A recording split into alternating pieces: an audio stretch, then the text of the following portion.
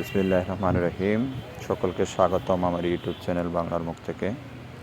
আজকে আমি চলে এসেছি পটুয়াখালী উপজেলাধীন নাজিরহাট গ্রামে।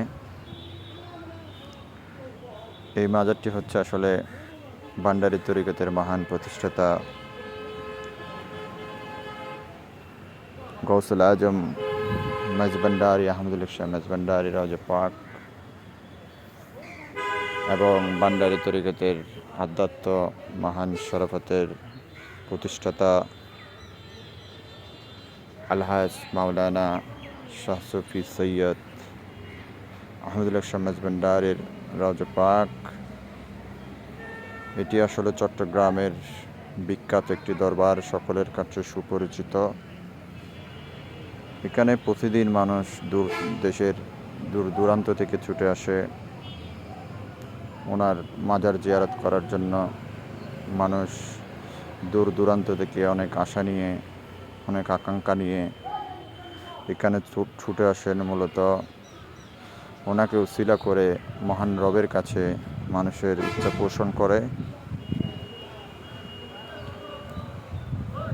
পুরো বাংলাদেশের মধ্যে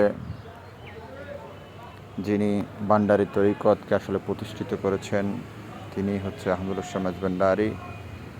আর এই মাজার যেটি দেখা যাচ্ছে এখন সেটি হচ্ছে ওনার আওলাদে পাক, অন্যতম আওলাদে পাক মাওলানা গোলামুর শাহ মেজভান্ডারীর দরবার। এটিও ওনাদের এক আওলাদে পাকের দরবার। এই মাজারগুলো এক একটি আসলে দৃষ্টিনন্দন, দেখার মতো। প্রতিদিন আসলে এখানে দূর দূরান্ত থেকে মানুষ ছুটে আসে। প্রতি বছর ওনাদের এখানে যে উরুস হয় সেই উরুসে আসলে লক্ষ লক্ষ মানুষের সমাগম হয়। সকল ভান্ডারী তরিকতের মানুষ এসে এক মিলন মেলায় রূপান্তরিত হয়।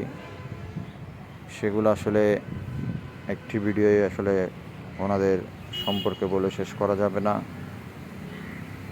চট্টগ্রামের বেশিরভাগ মানুষ এই দরবারে এসে থাকেন তাদের বিভিন্ন আশা নিয়ে, আকাঙ্ক্ষা নিয়ে। প্রতিদিন মানুষ দেশের দূর দূরান্ত থেকে আসলে এখানে আসেন। আমিও জীবনে অনেকবার এখানে গিয়েছি। আমার এই ভিডিওটি যারা দেখছেন তারাও হয়তো অনেকবার গিয়েছেন। ওনারা আসলে আল্লাহকে রাজি করিয়েছিলেন, যার কারণে আসলে ওনারা এত সম্মানিত। এবং ওনাদের সাথে যারা আছে, যারা ওনাদেরকে সাথে লেগে আছে বা ওনাদেরকে দূরে আছে, তারাও আল্লাহর কাছে সম্মানিত। ওনাদের হাত ধরে অনেকেই আল্লাহর মকবুল বান্দা হয়েছেন, অর্থাৎ আল্লাহর ওলি হয়েছেন।